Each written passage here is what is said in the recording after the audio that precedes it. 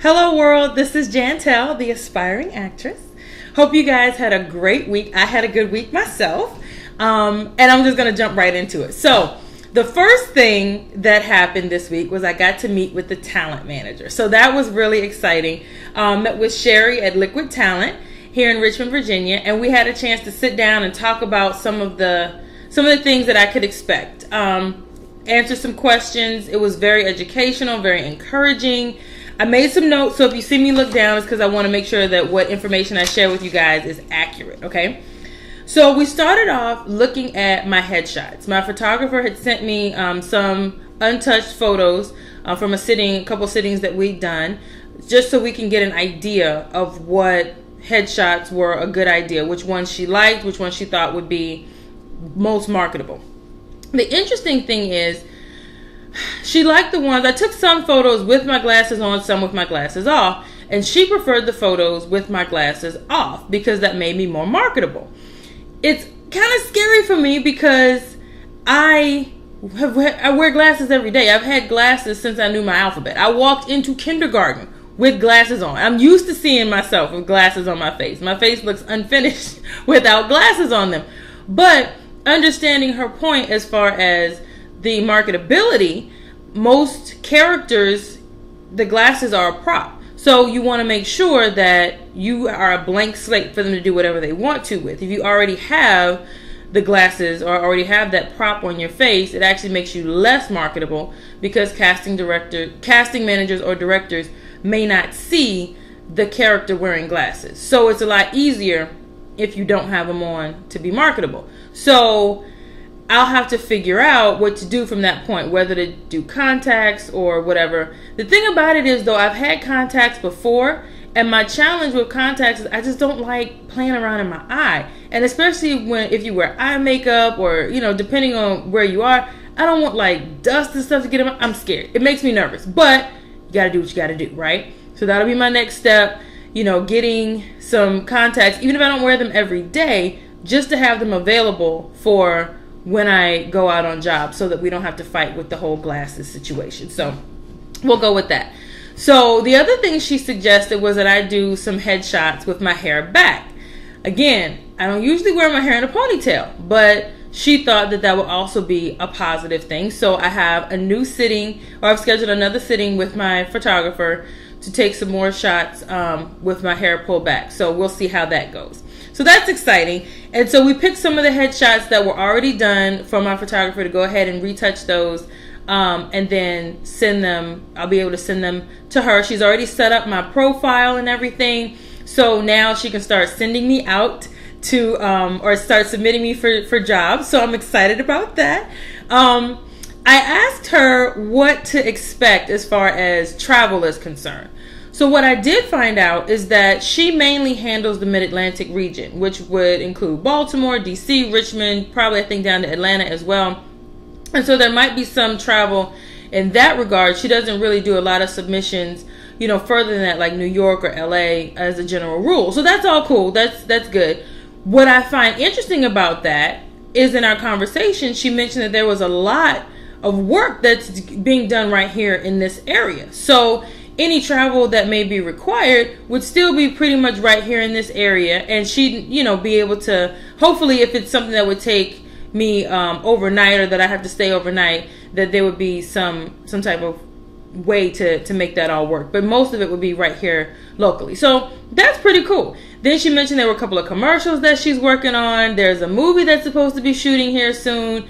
I'm excited about all of that. Hopefully you guys will see me pretty soon in a commercial or maybe as an extra in a movie. Oh, it'll be so exciting. So I'm going to keep you guys posted on that. And speaking of which, I set up a new Instagram account under the actress Jantelle name. So go find me on Instagram. I'm also going to put the information in the comment section so you can find me on Instagram as well. But I'm excited because when I get to start going to different castings, or when I get to go start shooting stuff, then I can take pictures and post those pictures on Instagram and be like, you guys are right there with me. So that'll be fun too. So look forward to that. That's exciting. And it was nice. I asked her about submitting myself for different jobs that I've seen online, and she suggested that would be, or she mentioned that would be fine because the websites that I see are not the same ones that she sees, but she would also be willing to take a look to make sure that anything that I am looking at or am submitting myself for is legit. So that's good as well. So I'm excited about that. I feel like good things are happening and, things are coming up. So the next thing was my homework. I told you guys that the acting coach gave me homework to learn a monologue. And so I finally opened the document that he sent with the list of monologues to choose from. Now, this is the funny thing. So the instructions that he gave me said to choose a monologue from a movie that you have not seen. Now, if y'all know me, you know I'm a movie person. 17 pages of monologues to choose from. Not 17 monologues. There may be 2 or 3 monologues, or 4 sometimes per page, of 17 pages long. I had seen almost all of the movies. Now that I thought was hilarious. I had seen almost every movie. I mean, everything from The Notebook to The Devil Wears Prada. I've seen them. You know what I'm saying? Anne of Green Gables. I've seen it. So the good news is a lot of them I saw a long time ago. But he didn't want me to be mimicking anyone else. So if it was a movie that I could remember, that I'd seen, several times, or that, made an impression or whatever, then it's one of those things that you don't want to recreate what someone else has done. You want to be mimicking them. You have to come up with your own way of delivering it. Because under normal circumstances, you would not have that point of reference. Having seen a movie, they'd hand you a script. All you'd see is words on the page. And it would be my responsibility to bring that character to life. So looking at the list of monologues, it's taking me a minute to pick one because, like I said, if I've seen the movie and I usually remember the movies that I've seen, it's going to take me a second to pick one that I haven't already seen or that I feel comfortable doing. So give me another week or so to get working on to get that the monologues for you guys. But I am going to pick one. I'm going to make myself pick one by tomorrow. And then I will be able to post either later this week or next Monday with the monologue, post the monologue and get you guys feedback on it. So I'm excited about that. So now we've come to the part of the video, things that I would tell my 19-year-old self. And so this week, the thing that I would tell my 19-year-old self is not to be so hard on myself. At 19, everything is a big deal. Everything is the end of the world.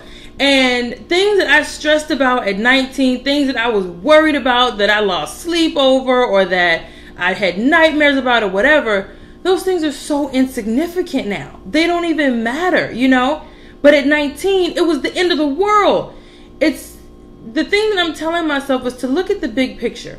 And don't be so hard on yourself. I mean, yes, I'm a perfectionist, a bit of a perfectionist, and it's hard for me to do that. But I think if at 19, I had started to accept the fact that everybody has flaws, and obviously I'm one of those people that has flaws, and learn to embrace those flaws where possible and adjust where I can versus trying to take on everything at once. Like, for example, I remember in the second grade, we have, math homework to do. I'm good at math, but I would be overwhelmed when I would see a page of 20 math problems.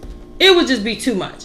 I would spend hours fussing about how I don't want to do these math problems. There's just so much to do. It's just overwhelming. I'm never going to finish. I'm going to be here all night. I would spend 2 hours fussing about how I don't want to do these math problems. And my mother would sit me down, Jantelle, just do one at a time. Don't look at the whole page of 20. Just do one at a time and see how long it takes you. Now, after I done spent 2 hours fussing about it, took me 20 minutes to do the whole page of math problems. I mean, it really wasn't that big a deal. But I was so hard on myself, so worried about being able to do them all and do them all right. And, it's going to take so long and blah, blah, blah. When I actually just sat down and took each thing one at a time, the things that I was stressed about really turned out to be insignificant. So that's what I would tell my 19-year-old self. I mean, yeah, there are things that we all have to do. There's, things that are going to be good and bad. We're all going to have things that we need to work on and everything else. But don't take it so seriously that it brings you down too far. Okay? So that's what's happened over my week, and I look forward to hearing the comments or reading the comments below about what you guys think about what's happening with me. I'm so excited. It's like I'm actually doing this. So maybe by next week I'll have some information about some casting calls that I've been on, or some experiences that I've had at on set or whatever, and maybe you'll see some pictures on Instagram. So stay tuned, and you guys have a wonderful Monday evening.